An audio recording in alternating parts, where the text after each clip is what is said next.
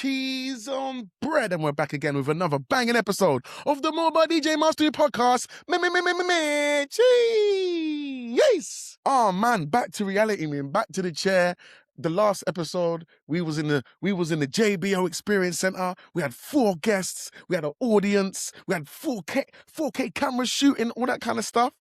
And now back to reality, just here in my room, doing the usual podcast as we do. But it was fun. It's the last episode, and we had Lords on there, DJ CB on there, Tony Roberts, and Ewan Lawrence, giving you guys absolute gems. If you didn't make it to the event, it is there for you all to see. But also, on that point, Level Up Live 2027 tickets are out now, guys. Super early birds are out now. So if you want to make sure you're in the room next time so you can ask questions as well and get some of your things answered by professionals, make sure you book your ticket. Link in bio on the Mobile DJ Mastery website. So on today's episode, where are we going? Today, if you remember, a few weeks ago on my Instagram, I asked this question. I need to know, guys, what do you think a luxury DJ is? What is a luxury DJ? Luxury wedding DJ, luxury club DJ, just a luxurious DJ. What does that mean? What is the constitutions? What are the things that make a luxurious DJ? When someone's booking a luxurious DJ, what are they getting different to another DJ?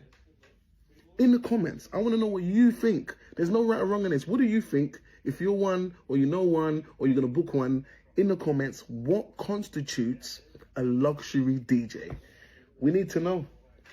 We need to know. Don't be scared. Leave your comments in the comments. Don't be scared. We need to know. And in today's episode, we're going to chop up a few of the comments and we're going to see exactly what it does take to be a luxury DJ. Make sure you stick around to the end because I'm going to leave my point of what I think a luxury DJ constitutes and what it means to actually be a luxury DJ. So let's get into it because we ain't got all day. But before we get there, you know we need to play that sexy intro. Roll it.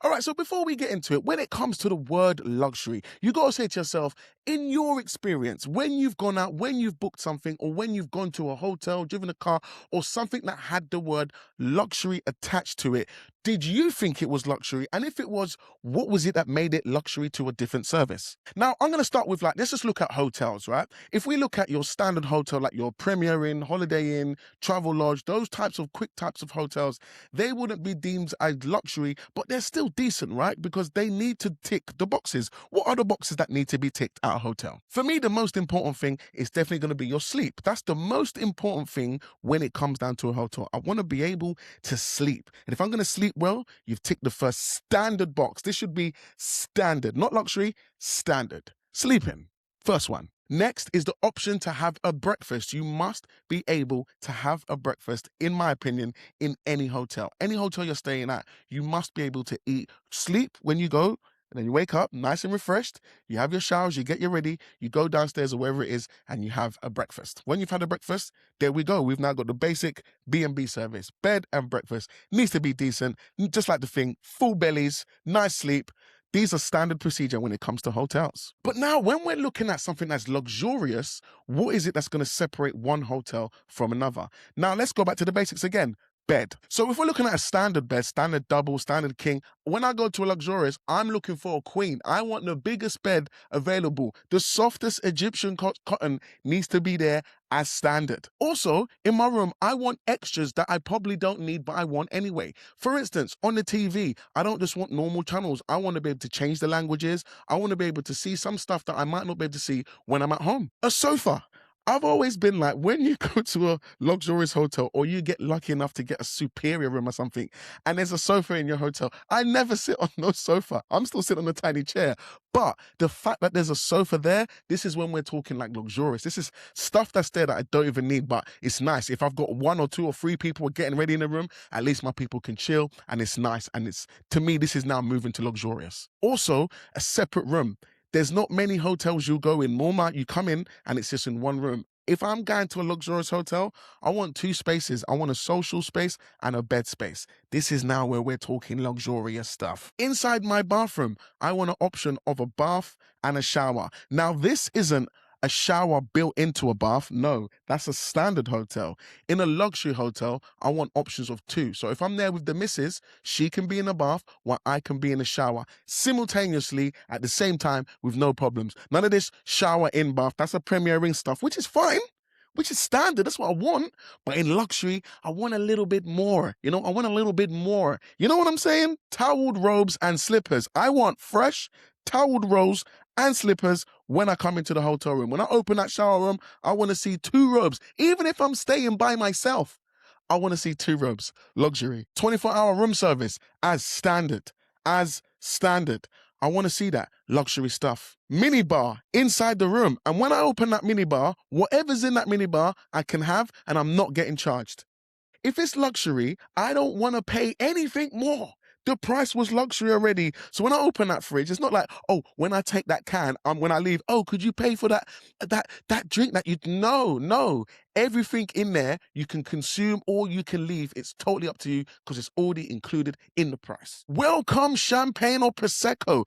Even if I don't drink, I want to see it. I want to see it, and I want to see it, and it's been there for less than 10 minutes. I don't want it to be, it was there, I checked in at 3 o'clock, and it's been there since 9 a.m. Nah, all the water's all, all the ice is all, what do you call it? It's all melted. Nah. That's not luxury. It needs to be as I've come in. Someone's left 10, 15 minutes ago from I checked in. Someone ran up there and put my welcome. I want a card. I want chocolates. Hello, Mandela. Welcome to this lovely hotel. We hope you enjoy your stay. This and this and this and this and this. This to me is luxurious. So now we've got that. We've got like a bit of an understanding. I've just used hotels because I think it's a great one because, we can kind of all relate.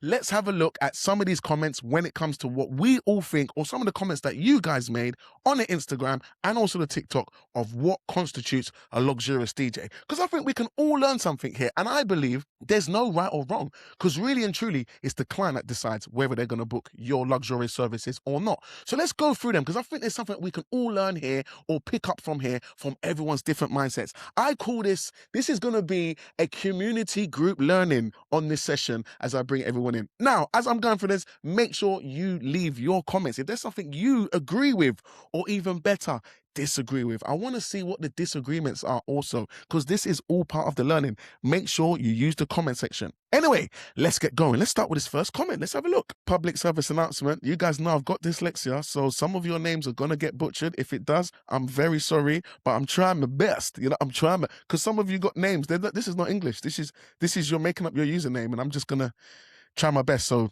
bear with. So first up, we got Paco, and he says, peace of mind, safety, and great memories. That's in his mind. That's what constitutes a luxurious DJ. And I would say definitely peace of mind, 100%. It's the same like we was going to the hotel. When I come in, I'm expecting stuff, and I want to see things that I didn't know I was going to get, but it's going to give me that feeling. It's that feeling of, yeah. So peace of mind, definitely. Great memories, 100%. At the same time, we could say that, most good DJs or premium DJs should offer that as well. So, each to their own. Let's carry on. Subfontaine says, potentially a DJ that has performed at well-known weddings, maybe.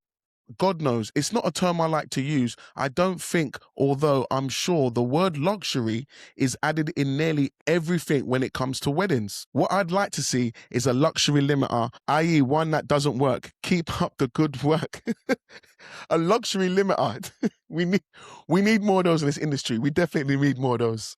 DJ Ash says, can mix music knowledge, read in the room, and mic skills, 100%. But I was even said to him, like I said, wouldn't that be classed as standard? Because in my opinion, that stuff is what all good DJs should be able to do. Don't get me wrong, there's a lot of pants DJs here, and we're not talking about those guys. We're talking about the guys that are trying and really striving for it. And I think some of those things are standard. But then he went on to say, have you been to other parties? And when he said that, I was like, you're right. Because a lot of DJs get bad press. Most DJs get bad press. I always, when I go to venues and they always tell me you're the best DJ that's ever been here, my mind is like, no, that I'm good, but I'm not the best that's ever been here. Like I don't big myself up that much. But then what you start to realize is that there's a lot of bad DJs out there. So when people see good DJs, they look at them as the best DJs. Now I'm not saying I'm not. I'm definitely good at what I do, but it shows that there's a lot of bad because the industry sees that. And even if you talk to clients, you can hear a lot of horror stories. And this is the reason for the podcast. We're trying to stop the horror story DJs because I think it's a education-based thing. Don't get me wrong, some of it's lazy. Some people are old and need to get out of it, but each to their own. My thing is offering some sort of platform so you can learn and hear different stories from different people. And hopefully, if you want to better yourself, there's options, which is the reason why we created Level Up Live. But anyway, moving on. DJ Mel says, I've never heard the term luxury DJ. For me, you're either a good DJ or not. Good point. Tech advancements has allowed it to become easy for anyone to become a DJ nowadays. So for me, I'd rather be known as a quality DJ, not a luxury DJ. One that would provide years of experience, understand all genres of music, well-maintained, high-quality equipment, but most importantly, being able to understand your client 100%. Many get hung up on the music you should or shouldn't play. Some clients love cheese, some clients hate it. It's all about being able to create the day the client has requested, which they will remember for the rest of their lives. That is what will separate the quality DJ and all the others.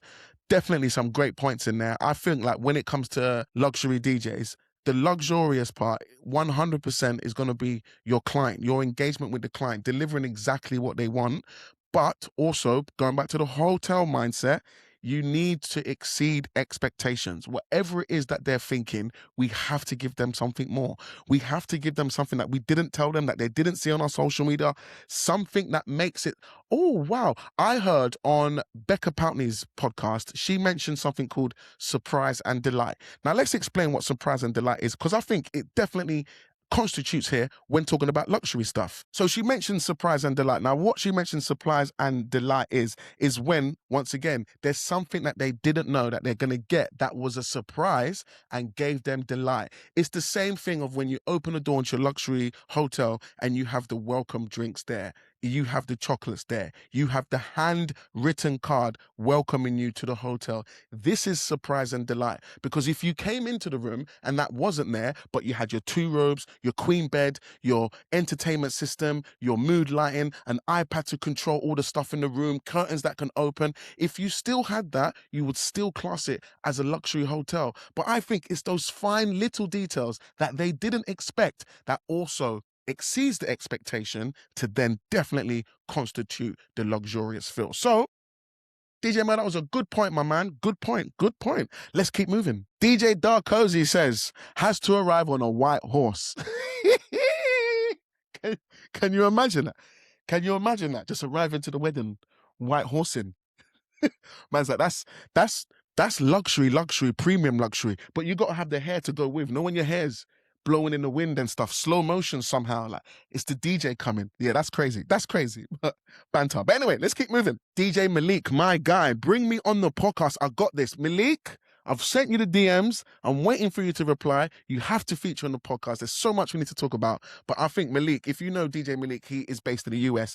And one thing he has for sure, his style and fashion and the way he does his business, from what we can see from his Instagram, he is doing stuff that is different to a lot of DJs straight off the back. As soon as you go to his page, just his personal style alone and the clothes that he chooses to wear and the style that he has and the way he approaches his business definitely constitutes some sort of luxury. So we need you to come on so we can talk about it, bro. I'm gonna send you another DM. Hopefully you reply to this one. But anyway, Malik, I'm waiting for you, bro. But anyway, let's keep going. Oh, my guy, DJ Chris Ben.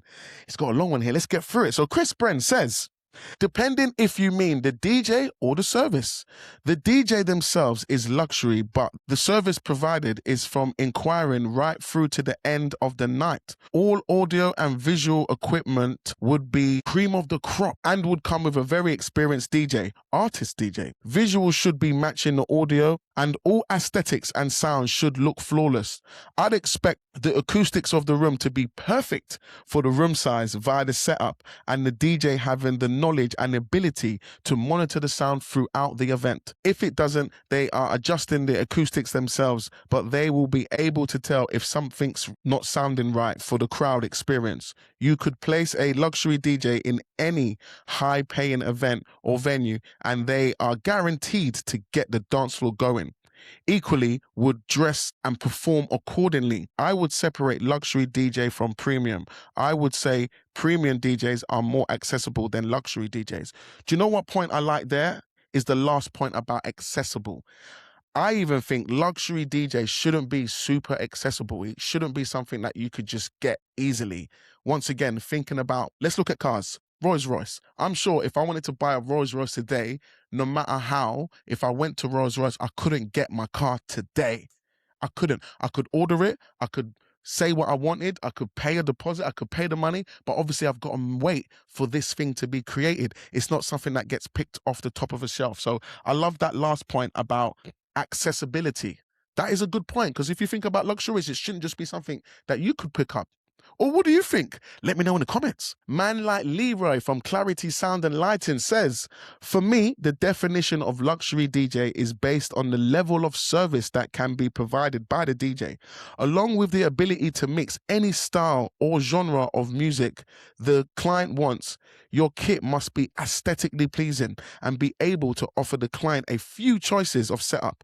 You must make sure that the client is booking an experience from start to finish rather than just playing music. Luxury clients want to feel like everything is personalized to them, so you must be able to provide that service.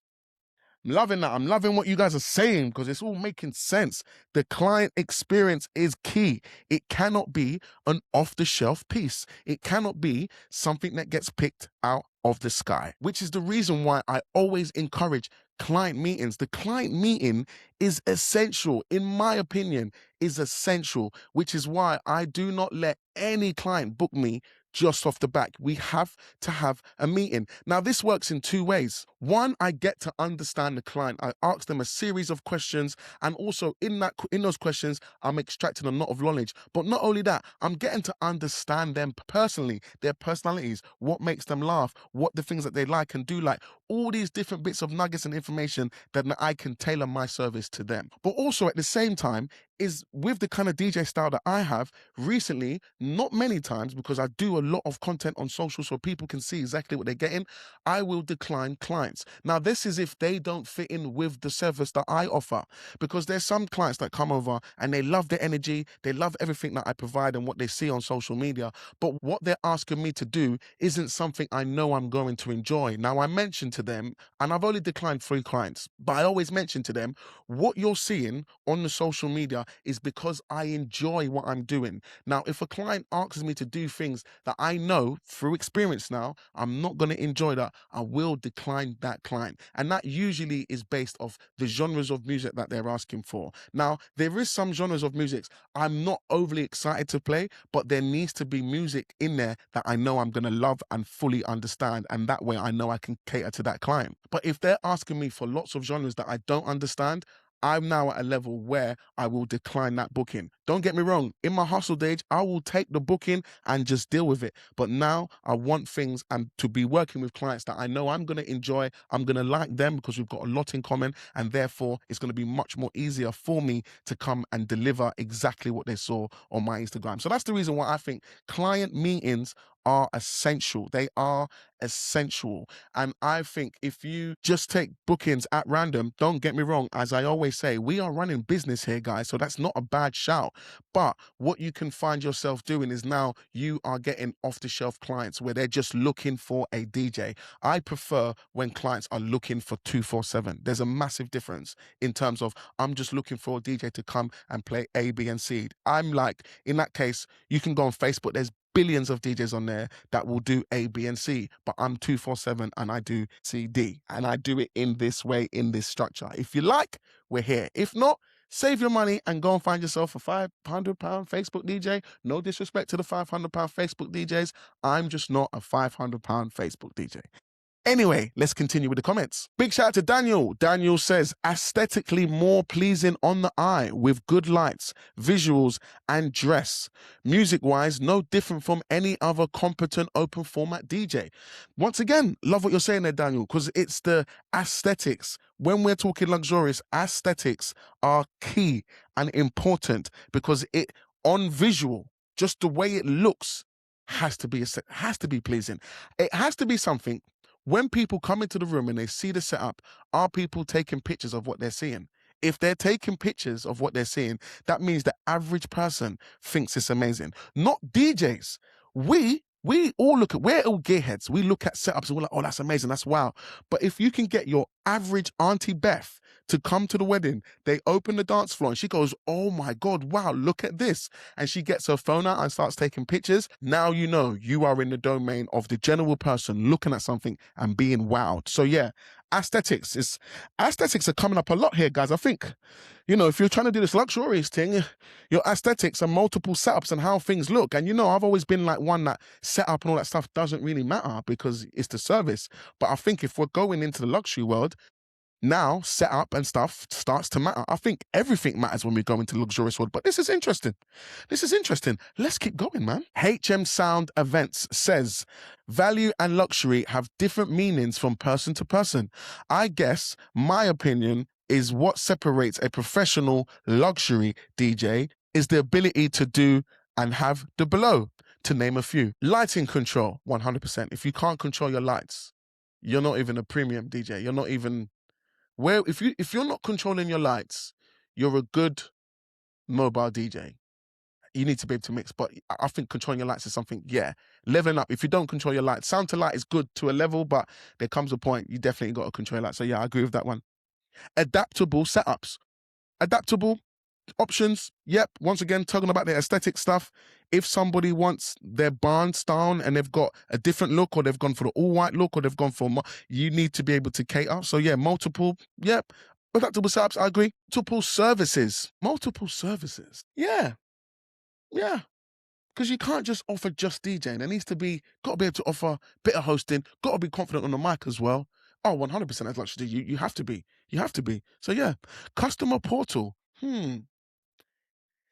Definitely. If you haven't got a custom portal and it's just based off email and texts, I don't think we can be saying that we're luxury and I WhatsApp my luxury DJ or text my luxury DJ or email my luxury DJ. There needs to be something where I can do what I want to do without bothering my luxury DJ. I can just go in, change things on a portal, and it's already done. We don't need to talk about it. Like, for instance, if I want to change my setup or if I want to upgrade something or downgrade something, I should be able to just go and just make that change using some sort of easy to use app or something futuristic. It can't be Excel spreadsheets, emails, and texts for sure. Tom Stone DJ says, ability to mix high-end equipment, great presentation of equipment. That's minimum on the day, but I'd say it goes further with the presentation in advance and building the relationship with the wedding couple to really understand their expectations and deliver their vision. Luxury comes from the service provided, not just having the most expensive kit.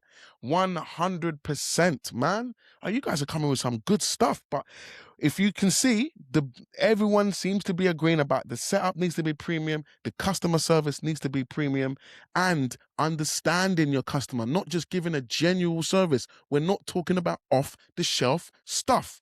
It needs to be custom. This is some good stuff. Hey, luxury DJs are going to be getting made from this episode, I'm telling you. Anyway, let's keep going. Jaren came with a great point here. I think we need to chop this one up. So let's go through it. What's a luxury DJ? No such thing. People just make up tags for the sake of it. There's good DJs and there's shit ones. I've been DJing for over 20 years. I let my reputation and my CV as a DJ speak for me. I don't label myself or try to give myself kudos than I deserve. Let the people judge you. People been DJing for 2 years and want to call themselves a luxury DJ. Jokes. This is the reason why, big shout to Jaren. This is the reason why I thought I wanted to do this episode, because I feel there are some DJs out there that label themselves as a luxury DJ, but in reality, they're not a luxury DJ. They've just put that label on there and I feel there's some DJs that have put the label on there and they're basing it off price or what they want to earn, but they're not thinking about the service that's being delivered. And when you look at it, it's not a premium or luxury. It's none of the two. It's something that's probably more good or highly rated, but they're not in demand. There's a lot of things missing that doesn't get them to premium, and they're not at luxury. So I'm actually glad you said that, because I think there are some DJs that say luxury DJ and they're not luxury DJ yet. Yet. That's what I think. But once again, there's no right or wrong. Do what you want. But I agree. I think there's some people that use it for more kudos and not actually delivering or offering the service that a luxury DJ, in my opinion, and in some of what you guys are saying, what we might say is a luxury DJ. So yeah, good point. I think that's a really good point. Some people are lying. Some people are just saying it. 2 years in, you can't be a luxurious DJ. Can we even say, you know how we say to be an expert, you've got to do 10,000 hours is what they say on the job for you to class yourself as an expert in any field. So if we're talking about DJing, you need to have 10,000 hours of DJing to audiences for you to qualify. Can we say, in the comments, let me know, can we say that you cannot even be a luxury DJ until you're an expert? Can we say that? Because technically you should know. You've learned everything. You've seen it all. Highs, lows, goods, bads. You've had all the mistakes. There's nothing you haven't seen in those 10,000 hours. So now, when it comes to you claiming to be a luxurious DJ, your aesthetics are there. You're reading the crowd, mixing, all that stuff is bog standard as far as I'm concerned. So that's already there. But then when it comes to your client and how you deal with the client, how you deal with the suppliers, the venue, everyone that you're working with, it needs to be premium across all the board. And also, when people mention your name to a venue, to clients, your work should have already spoken for itself, where people are like, yep, I've met that DJ, yes, and they've got great things to say about you because you are luxury or you are premium. There should be some sort of kudos, similar to like what Jad was saying, letting your work speak for itself when other people can also speak for you before you speak. I think that's something to say. Can we say that, guys? Can we say it in the comments? What do you think? 10,000 hours before you can even be a luxury? Because you got to be an expert DJ first. Because 2 years DJing, nah, I don't think so. I don't think so. But anyway, let me know what you think in the comments. DJ Adam Chronic. Let's have a look at this one. I would say an expensive one. One that if you booked him or her would be considered a luxury, which generally means they brag about him. Example, I booked Calvin Harris for my wedding. He cost me £1 million. Do you know what? There's a point in there. There's definitely a point in there. And I think being able to brag about your luxurious DJ is something that kind of needs to, if you've got a luxurious DJ, when you mention who you've got or you send their profile to your guests, they need to be wowed. Wouldn't you think so? They need to be like, oh, wow. And they need to be excited that the DJ that you said, look, I've booked this DJ. They've sent them the profile, the website, whatever it is. And whatever that person has been able to see, they're excited about the wedding and the entertainment at the wedding. Similar to if the groom found a luxurious DJ and showed it to the bride, she's going to be like, yep, that's bang on the money. That's exactly what we want. That's our vision. Can't wait. And it's a bit of a bragging right. It's a bit of a bragging right. Something to talk about during the wedding breakfast. Oh man, watch later the DJ, man. He's luxury, he's this, he's that. Or maybe he's not luxury, but you can brag. It's the bragging rights. It's the thing where you say, watch. It's going to be. And then that person who's been, let's call it gassed up, when the night comes, they're like, oh my days, this looks amazing. But not only does it look amazing, during the party, at the end of the party, they're like, nah, that definitely was second to none. Similar to the hotel. Came into the room and was like, wow, whoa, you're going to talk about it and remember it for such a long time. So I think, can we add bragging in there? You got to be able to brag about your luxurious DJ, because we all know the Invoice is going to be luxurious. We all know that. So if I'm going to spend loads, I want to be able to brag about it, similar to the Rolls Royce. If I pull up in that, I want to be able to be like, I don't need to say nothing. You know, this is over 100 racks. Anyway, some good points. Let's keep going. Brides by Rose. Oh, guys, we've got a wedding expert up in here. This is not even a DJ, but let's see what she thinks. So Brides by Rose says they cater to the guest experience. Their client book them knowing they will deliver the feeling, not just a product or basic service. Ooh, the feeling. Ooh, they're going to deliver a feeling, an emotion. Woof. Mm-hmm. That's something no one said that. Once again, this is another one talking about experience, the experience. It cannot be off the shelf. It cannot be off the shelves. Cater to the guest experience 1,000,000,000%, and do it in a way where it's flawless. Great points, man. Big shout out to Brides by Rose, man. That is a yep. I agree. Up next, we got Joe White DJ, and he says, for me, it has to refer to the service you provide, not just a quick call, then turn up on the day, but taking the couple and building rapport throughout the process, almost like a wedding planner would. Oh, I like that. I definitely like that, because it's got to feel personal.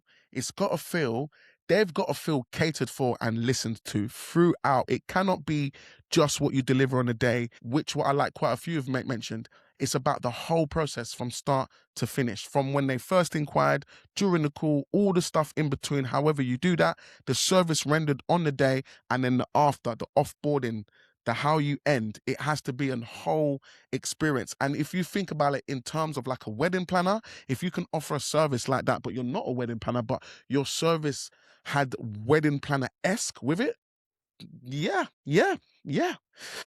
Oh, it's not easy. It's not going to be easy to be luxury, guys. And it shouldn't be. It shouldn't be. It shouldn't be a walk in the park. But anyway, let's keep going. Craig Bell, 1987, says, I wouldn't say luxury DJ, high-end professional that has mastered their craft and continues to do so. That's not just mixing and music knowledge. Sound is a big one. Being confident in yourself, lighting tempos, when to go for it, how you apply yourself, knowing your client base, and how to attract the clients you're pushing. Definitely, you got to know how to get those luxury clients, you know what I'm saying? Lots of very good DJs out there, but to be a mobile DJ, you need so many different skills to be in a certain bracket. Percent, man. Mobile DJing isn't easy, guys, man. And this is the reason, once again, there's many reasons, as I know you guys have picked up, but the reason for the podcast, the reason for the shows, the reason all the stuff that I do is that, one, I'm always learning 100%, and I learn more and more every day from others, and also within myself, and invest in myself when it comes to education. But you have to do and know so much to be able to render some of these services. So mastering your craft, mastery. Always keep on learning and keep music knowledge, because music's always evolving and adapting. It's not just about knowing the old stuff. You got to know the new stuff as well. And it does take a lot of time, even to be up to date with all of these things. It takes a lot of time. It's a lot of investment. So yeah, man, some great points here. But he wouldn't say luxury. He would say high-end professional that masters their craft.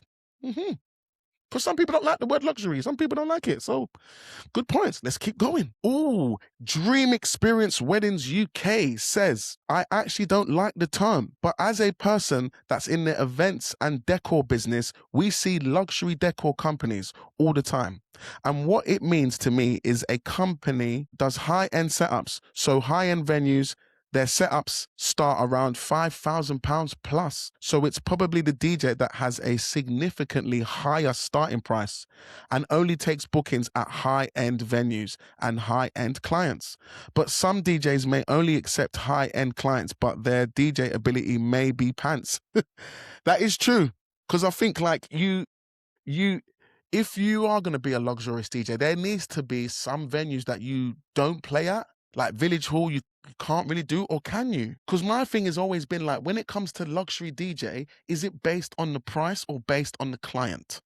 Or is it based on the client's budget? Now, if the client got a Village Hall, but decked it out and got everything was premium, but the venue wasn't, does that mean that the DJ would decline the booking? Or do they only take bookings at high-end venues? And when the venue come in and it's a mid venue, it's not a Village Hall, it's a lovely wedding venue, but it's not a luxury. It's a decent, good wedding venue, but it's not luxury. Does that mean that the DJ declines? Should the luxury DJ decline that booking because it doesn't fit in with their ethos? Is that the level we're going to? What do you think, man? Let me know in the comments, guys. We all need to know this stuff, man. Let's do this as a team, as a unit, as a family. We can get down to the nooks and crannies of what it does it intake, because that's a valid point.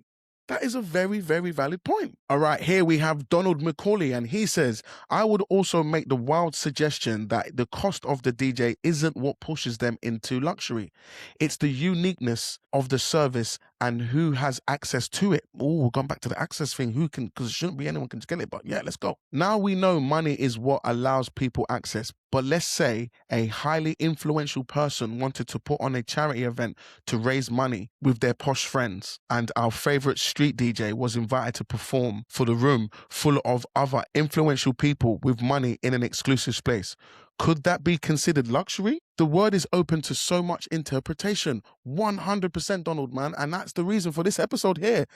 Luxury is a word I see all the time, and sometimes even when I go to places or establishments, when it says luxury, there's some things that I'm expecting and I don't see and I don't get, and then I frown upon that place. I'm like, nah, you can't just say the word luxury and you're bog standard. You are bog standard. And I think DJs do the same. I think wedding venues do the same. I think a lot of wedding services and providers, some of them just put that word on there, but they're not doing anything better than the other person next to them. They're not doing anything different. The only thing that is different is that they have used the word luxury in their marketing. So I agree, because if the influential person with abundance of money books the street DJ, but he's now doing a luxury event, does that make him the street DJ luxury DJ or not? When he goes back to doing his street DJ set tomorrow, is he now not a luxury DJ, but he was on Saturday for the time that he was playing? This is the reason, like, the word luxury gets thrown around so much, especially in the wedding industry. And my thing is how much people or how much companies are really offering a luxury service, and how much people are saying luxury just so they can feel justified to charge more than someone else. This is the reason I'm doing this. Because I'm going to be fully clear, guys, I wouldn't class myself as a luxury DJ, because my expectation of luxury, I'm going to let you know once we get to the end of this, what I think a luxury DJ should have and should do, and I currently don't do. I may do in the future, but currently I don't class myself as a luxury DJ. I class myself as a premium DJ, 1000%.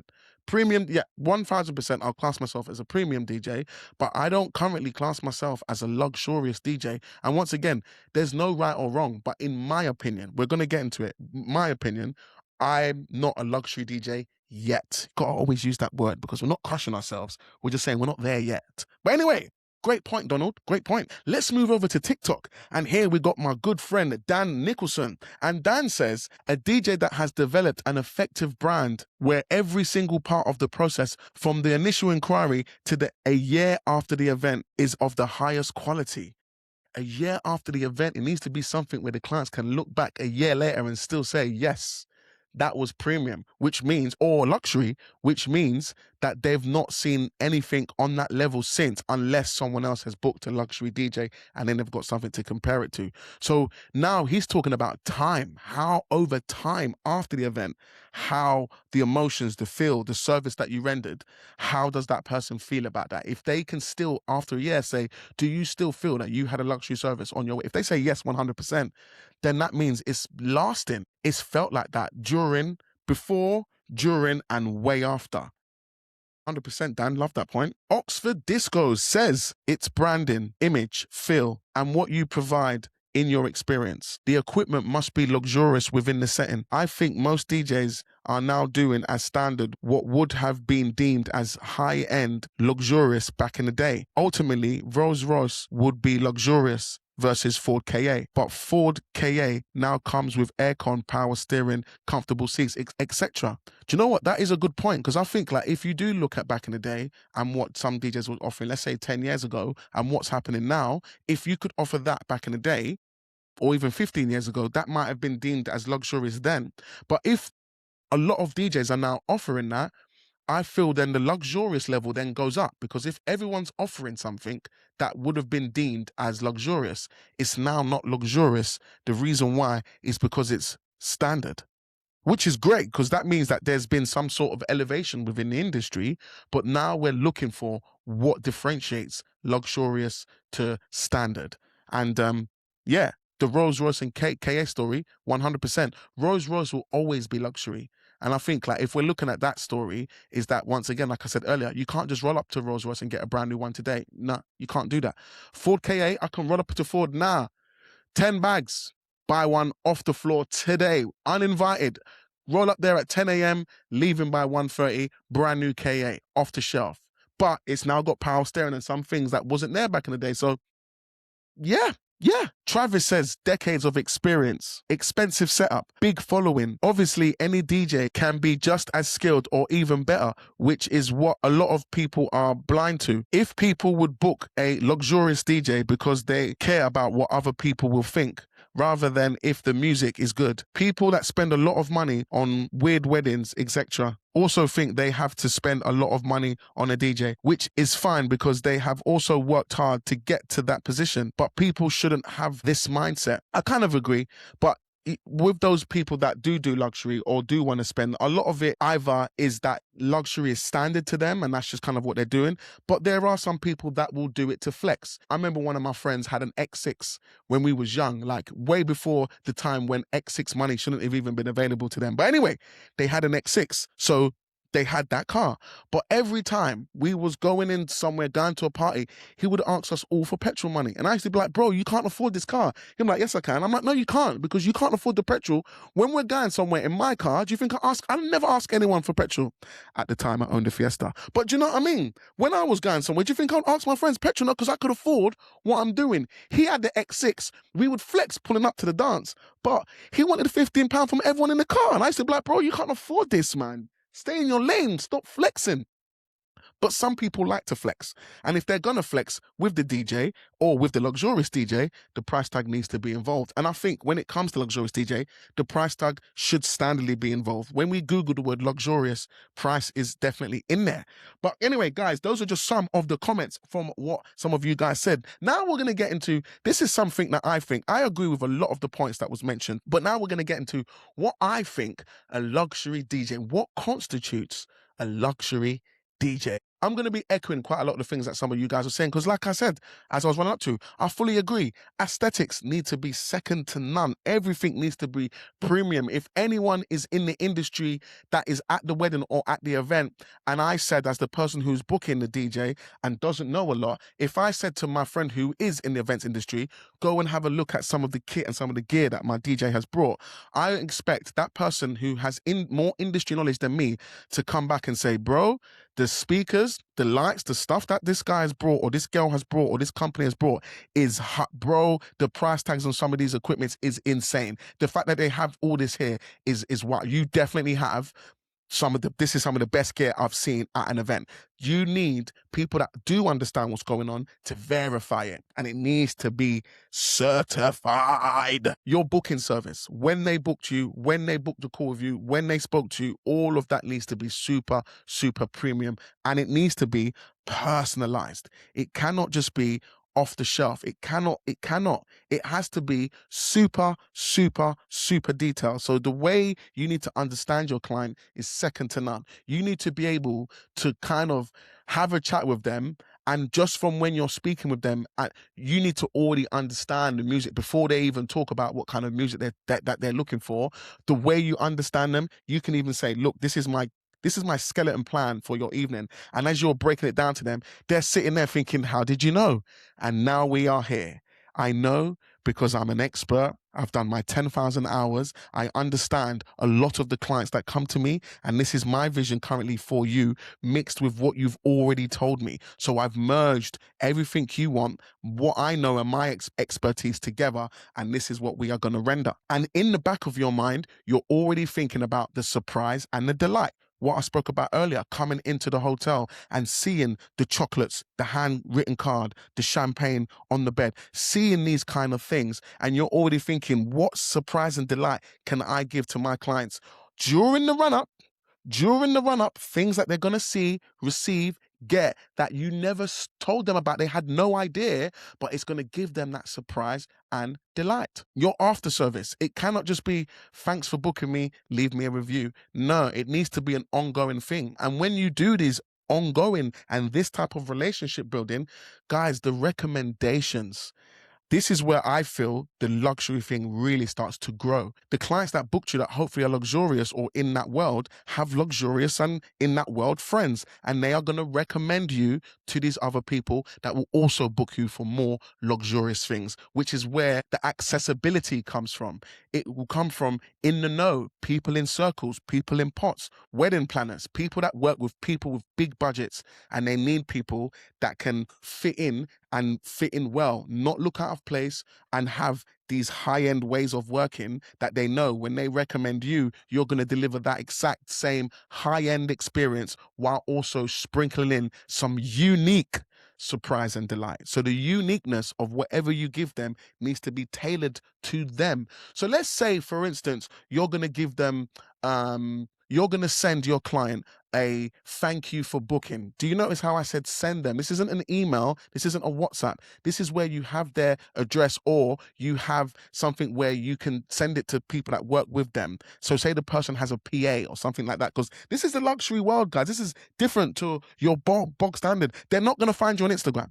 They're not going to find you on Instagram. It will be someone that is working for them or with them that would usually find you, because they may not have the time to be doing all that stuff. They pay people to do things for them. This is this world. So you're going to send their wedding planner or some way to get something to the clients, and it's going to be a thank you for booking them. Now, when it's going to, this is now we're talking about the surprise and delight. From the meeting and how you spoke to them, you understand things about them that they didn't tell you, but you picked up because you're smart like that. 10,000 hours, pick up, expert level. So you already know what kind of drink they like, what flowers they like. You know that you can send them a gift before the event has happened just to say thank you. This is where we are in surprise and delight territory. They have received something before just saying, thanks for booking, here's a little something. And you didn't even say here's a little something. It's just standard. It's like the robes inside the bathroom. Thanks for booking me. Cannot wait for the day. Whatever it may be. Some other little stuff to mention. And then there's just some gifts in there that you've sent. Don't even mention about the gift. Just send it and it comes and goes. No, we've bought this little thing to say thank you for. No.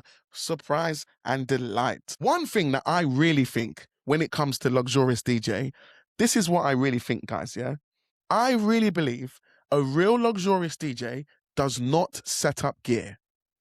I think a luxurious DJ does not touch an XLR, nor RAC, doesn't do any of that.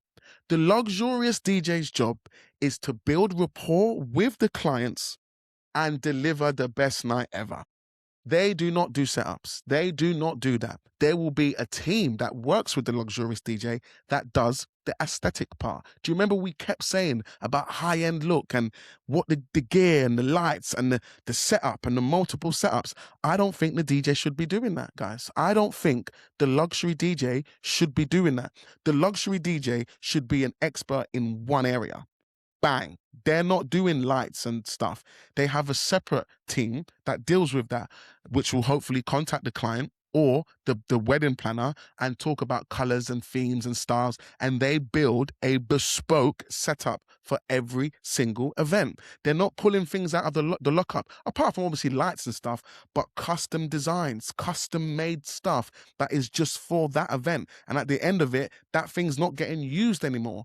I think when you are in luxury territory, you do not set up any speakers, any lights. You have a lighting tech that works with you. So when you're DJing, they are building energy to make sure that your lights match what you're doing. You're not mixing and then pressing the strobe, which I do, which is, like I said, I'm not a luxury DJ yet. You have your lighting guy who works with you so much. He knows how you work. He knows when, just the way your body's moving, he's not, yeah, I know he's going to do, let me get ready. And he's making the lights do custom things. When certain songs came on or certain tunes are happening, the lights are matching the tune, and that light show will only happen for that song. When the song changes, the light tech's doing something totally different. 100%. That's what I think. That's what I think. The luxurious DJ ain't doing lights. Also, the luxurious DJ isn't doing sound. No, the person that built the sound setup is the person who's walking around the room on an iPad, making sure the acoustics are crisp everywhere. There's not too much bass. There's not too much trouble. They're walking over this side, walking over that side, just keeping the levels throughout the event. I believe a luxurious DJ cannot do it by themselves. If you are a solo op, in my opinion, if you work by yourself, you cannot be a luxury DJ because you cannot do all the things mentioned earlier that to be a skilled mobile DJ is the things that we have to do. The list is insane. Social media, marketing, meetings, travel, setup, like all of these things. So you're telling me the luxurious DJ comes, sets up in a black polo, gets all sweaty because they're doing all of that, and then they've got to go and get changed into their high-end gear because the luxury DJ needs to look luxury. There's no polo t-shirts here. Nah. There's no. It needs to be premium. The guy comes and looks, or the girl comes and looks 10-10. They look like they could be on the front of a Vogue magazine, but they're a DJ. They've just got headphones on. And you're like, is that a DJ? Yes, that's a DJ. That's what I think. I think to be a luxurious DJ, you shouldn't be setting up gear. I think to be a luxury DJ, you should not be setting up speakers. I think for a luxury DJ, when they contact you, they don't contact you. They contact someone before you. Once again, your accessibility shouldn't just be off the cuff. No. First of all, you're going to come to whoever. You're going to come to Sandy, Stacy, some sort of PA that they meet before you. This person contacts, this person makes sure that the availability is there. This person contacts the sound and lighting team to make sure that this event can even happen before they then go through. Then the person who is your PA basically schedules the meeting. They do all the admin, which is part of that customer experience. This person's going to be key to the customer experience. And you are the person that talks to the clients. And then you do all the stuff that you do in terms of the music and the vibe. You get the understanding of what it is that they want. And then with your PA from the notes from the meeting, they then contact the decor. They wanted green, they wanted this. We're going to build this in the back. The DJ booth's going to look like that. They're going to have a stage. They're going to do that. We're going to use this type of lighting because they don't really want the strobe stuff. So we're going to go more for an elegant mood lighting that's going to change throughout the room, which the sound tech will take care of. The sound of the room is, the size of the room is this. So we're going to make sure we've got subs at the back. We're going to have tops at the front. We're going to have this. We're going to have that. This is where I think the luxurious DJ comes. I don't think it's a solo op. I think it's a team that make this happen, which makes the experience seamless. The PA is the one that's going to send the drinks and the stuff to the clients. A lot of things will happen in the background, and the DJ is not going to be doing everything, but the invoice is going to be paying for all the things that's happening. So maybe the invoice might be around the 10K mark. If it's around the 10K mark just for the evening, the 10K is paying the DJ, the setup, the sound guy, the lighting guy, the PA's work, everything that this took, the whole thing. It's not just 10 grand just for the DJ because he's Mr. Big Bollocks. No. It's to make sure the services and the team that is around is going to make this flawless and seamless. That's what I think. And that's why I think I'm not a luxury DJ yet. Let me know in the comments what you think. Is there anything that was missed off the comments? Is there anything that you thought with what I just said maybe is or maybe isn't? Because that's what I think. I think the luxury DJ turns up, comes out of his nice car. Guys, it's all part of it. He comes in a nice car. He's chauffeured. It needs, guys, come on. What do you expect? That's what, think about you. Take yourself out of it as a DJ and think about you. You have booked a luxury, one of the sought after, a braggable around DJ. What are you expecting? Do you think that DJ you should see them lugging gear across? Nah, I think the DJ comes, walks into the room, ready dressed, bag with their laptop and headphones. They greet the clients. They say their hellos. They make themselves known that they've come, they've arrived. They come into the room. They then they look at the setup because it's already been built before they've come. They critique a few things. Some things get moved and changed, or it's perfect how they want it. They say hello to the light tech guy, ready for a sick night. He's like, yep.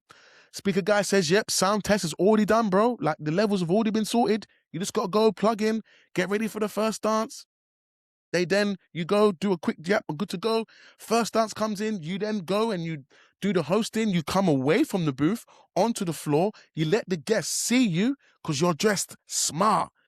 you say, announce things, you bring the couple into the room, you do the cake cutting, you get behind the decks, you get ready for the first dance, and shell. After that, you shell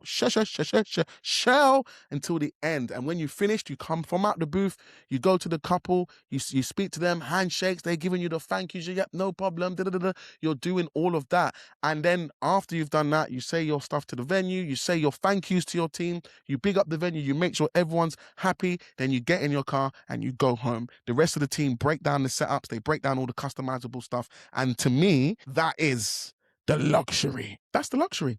That's what I think. And I ain't there yet, but I'm going there. I'm going to get there one day, guys. And when I do, some of you are going to remember this episode and say, yep, 2-4 did say. And by the looks of it, he pulled up in the car. Said, what's going on to the light jock? Said, what's happening to the speaker guy?